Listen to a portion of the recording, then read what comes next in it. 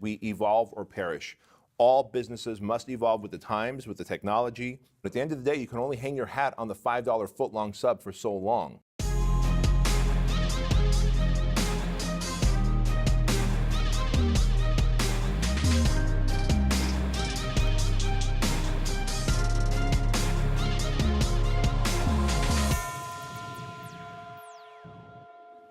Now imagine that you built a massive, successful business, and then all of a sudden it starts to implode and crumble upon itself. Well, on this episode of the Empire Podcast Show, we're going to talk about Subway franchises, the sandwich franchises, and how they have lost over 900 stores in the last 12 months. I'm Bedros Keuilian, and this is Craig Ballantyne. Welcome to the Empire Podcast. So, Craig, boy, Subway has over 23,000 stores just in the United States, and in the last 12 months, they've experienced the most loss in stores ever, over 900 stores. And let's deconstruct why this happened so that anyone building an empire or running an empire will make sure never to experience this. Yeah, you know, I don't really feel that bad because I would hate going into Subway and you'd walk out and you'd smell like that bread for like 9 days in a row, even though it was totally worth it for the meatball sub that I used to live on back in my 20s. But they have had problems because they are not keeping up. Yeah. And that's one of the main reasons. They have store traffic is down 25%.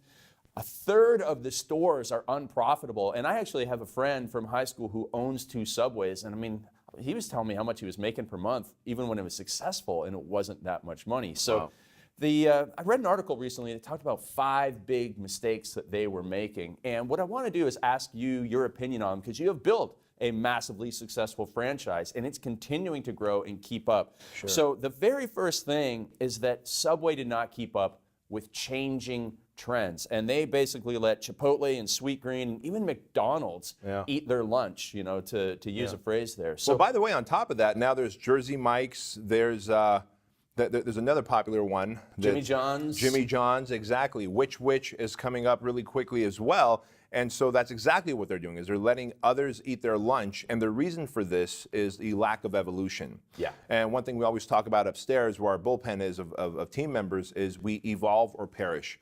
All businesses must evolve with the times, with the technology, with the way that people want to be marketed and advertised to, or you will perish. And Subway has been around for a long time, and they got a little too comfortable.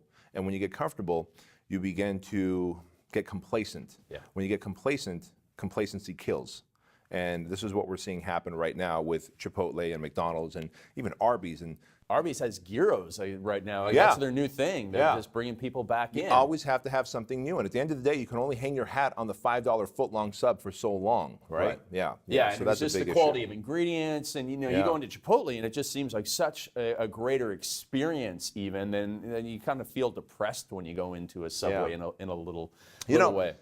And by the way, where evolution is concerned, it's not even just the product that's on the inside. Right. I want people watching and listening to this to really pay attention to the local McDonald's and Taco Bell. Right now, as we're doing this, so what are we, the February of 2018, as we're filming and recording this, McDonald's and Taco Bell are going through a visual transformation. The golden arches are actually going from yellow to almost a lighter orange color. You'll notice that they're putting stone facade on the outside of their building instead of stucco, with uplighting and trees and bushes. And Jack in the Box is starting that now as well.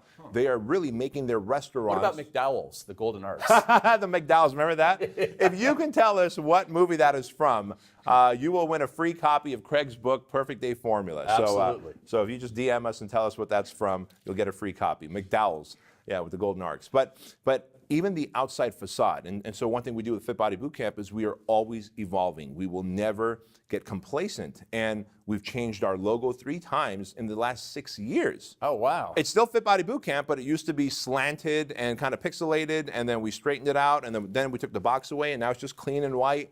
But we're always evolving, not only from the outside, but from the inside design, putting wood pallet walls up instead of just a red, white, and blue, because people want to see change.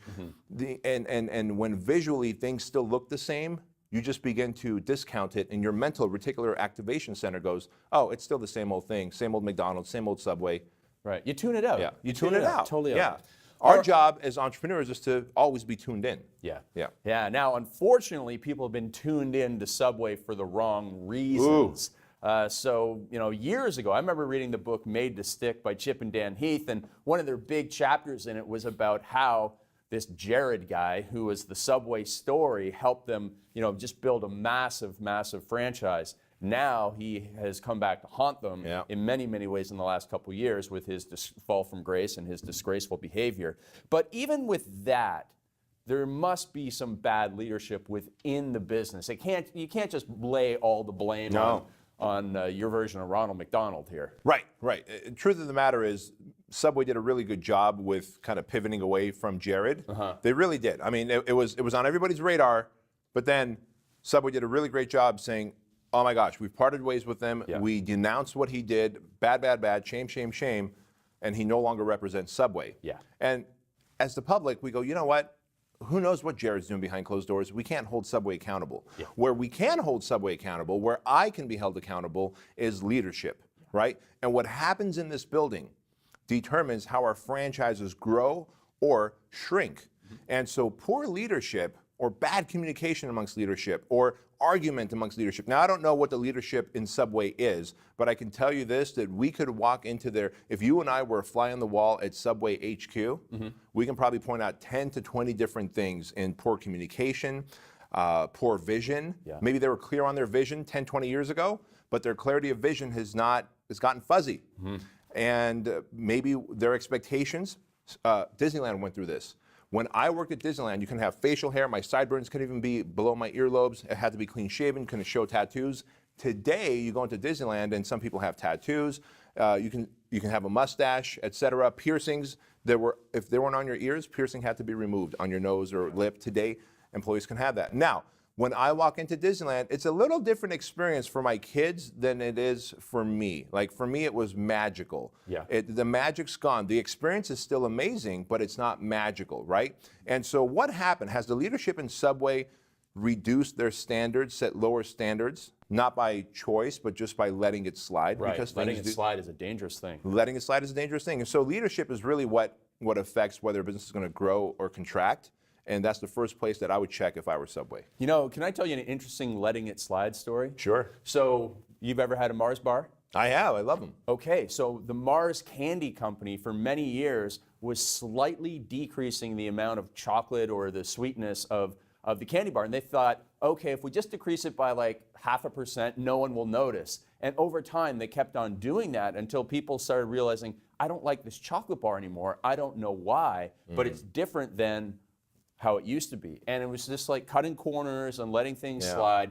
And that was how a lot of businesses get into trouble. Yeah. So that kind of goes. Can I share something with you on that point too? Yes. My son brought this to my attention. American Airlines last year reduced the number of olives on their salad from 2 to 1. Right. And ended up saving something like $10,000. Now, that one thing, one olive, goes unseen. Right. But it's the slippery slope of when the greed glands begin to secrete and we go, okay, well, how about finding a way to deliver better service and value and just charge me more for that freaking olive, right? Right, exactly. And this is what happens when we begin to contract this way instead of that way. Yeah, and you know what? The bean counters at American Airlines probably thought no one's going to notice.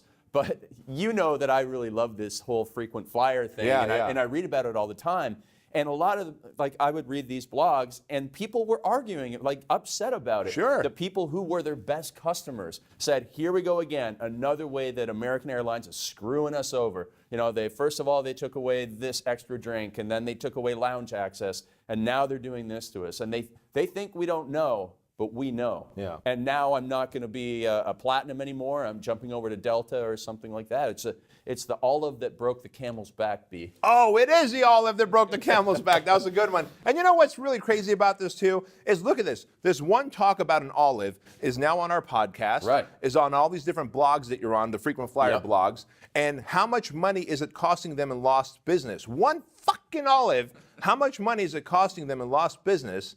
When in reality, they could have just left that olive on there and charged me a quarter more for my flight, but then 10x the service. Right. Don't give me an attitude when I get on your plane. Yeah. Hello, sir. How are you? Wonderful beard. You look handsome. How about one of those? That would be 100xing the service, I believe, but that's okay.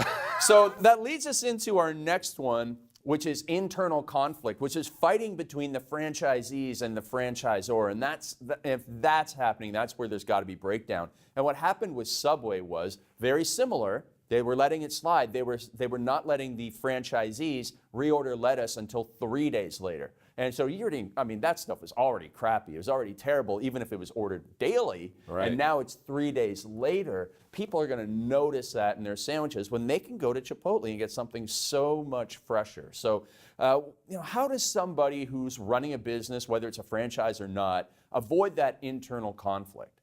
To me, it's a very simple thing, and I've got a good friend from years ago. His name is Craig Gerasi, and Craig said he put his arm around What's me. he doing? He was actually the district manager for the personal training company that I worked for. Got it. He had another mentor for me back in the day, and he put his arm around me, and I was just showing my frustration. I was a manager of one of the locations, and I was like, Craig, I can't believe that this trainer just walked out on that client when he got a call from his girlfriend. Like, it's common sense. You don't walk out on your client. And he put his arm around me and he goes, buddy, common sense is not so common. And I go, holy hell, you're absolutely right. And here's a great example of common sense is not so common. As the franchisor, as the Fit Body Bootcamp franchisor, I like to think that I've got my finger on the pulse. Yep. But you know what I do instead, just to make sure I've got my finger on the pulse? I don't assume that I know what's going on out there at our franchise locations. One, I open up my own franchise locations, our corporate-owned locations, right? So I have my own Fit Body Bootcamp locations. And I don't know, does Subway have any corporate-owned stores? Because if they did, maybe the president or the vice president or the COO could have their finger on the pulse and go, hey, this is what's happening at our own actual stores, so our franchisees are not off base. That's thing number one. Thing number two is stay plugged in to your franchisees. Don't be adversarial. Don't be problematic with them. Now, having said that, there's some requests that our franchisees make that are just way absurd. Sure. Way absurd. And that happens in every business on every platform. And you have to be able to discern whether, is this on the border of, is this bordering on absurd, or is this something that I actually need to address? And so I have about 20, 25 franchisees that when I hear something, I go to them and I go, hey, do you think there's any validation to this? Is there any truth to this? Is there anything that I can do to make this better? One of those things, and I'll be fully transparent, last year we had a deal with Costco. So on Costco.com and in every Costco, you could buy gift cards, 3 months of workouts at Fit Body Bootcamp for $150. Now that's a smoking deal, especially considering we charge about $150 a month at a Fit Body Bootcamp. Right. And so our Fit Body Bootcamp owners started to contact us as they were getting these in, and they said, hey, look, we got this gift card in. Someone's got 3 months for $150, but when it was time to sell them on more training, they really wanted that level of deal, and we weren't able to give them, $60 a month in bootcamp membership. So our closing percentage is down. Yeah. Well, so I immediately started asking around, hey, is this true? Is this true? Is this true? If it's only from 1 or 2 people, maybe you just have a closing problem, right? But I started asking around to all the different locations that were getting the Costco deals. And they said, you know what? In fact, it is true. We're just having a really hard time closing them on additional programs on an ongoing 6 months or a year. So we contacted Costco and we said, hey, you know what? December 31st is our last month. You asked for a 30-day notice. Here's our 30-day notice. And as of this past December 31st, we stopped the Costco deal. Now, I love the idea of being aligned with Costco, a big global brand, but the fact that they wanted us to keep our price so low and what we give so high created a discrepancy in conversions for us. So I'm either going to tell my franchisees, hey, you know what, you don't know what you're talking about. We're going to keep selling that. And now I'm going to build enemies, right? We're going to have a rebellion. Or I'm going to listen, be humble, and then solve the problem if I can solve it. Yeah, and you know what, as we do this, I'm starting to think, I'm pretty sure that Fred DeLuca, the man who started Subway, did pass away a couple years ago. And so I imagine that once he was out of the game, that things started to slide, right? Yeah, same with Sam Walton with Walmart, right? Yeah. Absolutely. All right, so now the fourth thing that is apparently behind the fall of Subway is something you mentioned before, the $5 footlong, and the reliance on intense discounts. So you can't charge what you're worth, and then that can really hurt you. And that actually goes back to the exact Costco story that you told there, right? Exactly. Like, we know that we want to keep our prices at a premium.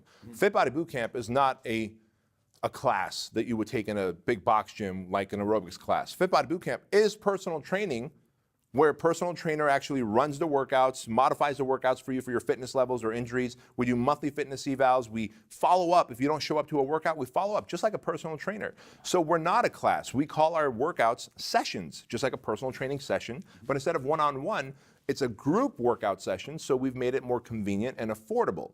But we're not going to reduce our price down to $60 a month or whatever like these other classes offer, because they have a TV that's running a workout and you just watch the TV and do that in the thing. We have a personal trainer who's leading the workouts. So if we were to discount to compete with them, we would put ourselves in the grave. Instead, we increase our value. We position ourselves as a category of one, right, which is what Subway should have done. Hey, we are the original. We use better ingredients. I mean, holy hell, Quiznos came and went, right, because they had their own issues. But they should have taken the lead from Quiznos and said, look, Quiznos is gone, but the reason they even did well was because they had better ingredients, higher quality.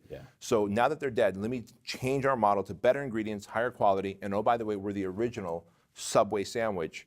Ta-da, here we are. Sell on value and service and delicious taste of product versus drop our prices so that we can compete and pull people away from Taco Bell and McDonald's, et cetera. And now, what are they doing? They're trying to scrape the bottom of the barrel and make some money. Yeah, absolutely. So another thing that they did, the final thing is they had so many locations. I mean, that would just lead to, you know, same as with Starbucks when they're almost like across the street from one another. But Starbucks can do it because they have that higher quality, and Subway, they were letting other people just, you know, come in and have that competition. And then it starts more infighting between franchisees, right? Yeah, and that's the last thing that you want, obviously. Now we know in my world, in the fitness world, Curves at its peak had over 13,000 locations worldwide. Currently, CrossFit has over 5,000 locations. They had 7,000. I think they're contracting, but they're contracting for a different reason. I believe that they're contracting because of lack of marketing support they're giving and business support they're giving to their owners. Why be a CrossFit when you just go and have the same stuff in there and you're going to do all the marketing anyways? Yeah, exactly. And then Jazzercise in my space, 19,000 locations worldwide. Right? So when you really look at those three, are they oversaturated, overpopulated? Probably. You know, Curves with over 13,000 locations, and now they're right around 4,000 or 5,000 locations. People think Curves went away. They still have 4,000 or 5,000 locations. Wow. And people tell me, man, how big do you want to make Fit Body Bootcamp? 10,000, 12,000 locations? Nope. 2,500 locations. It says so on our website. I want 2,500 locations worldwide, not even countrywide, worldwide. And we do our best. Now, some of our locations are like 2.7, 2.9 miles away, but we make sure that the population that they're in can support it. So you might be here and I might be there, like 3 miles away from each other, but you have 60,000 people of audience. I've got 70,000 people of audience. We're good. It's when you start stacking them on top of each other and then going back to your franchisees, and many of these franchises are guilty of this, and saying, hey, now that your franchise agreement is up, here's your new franchise agreement, and if you notice, your territory has gotten 1.5 miles smaller.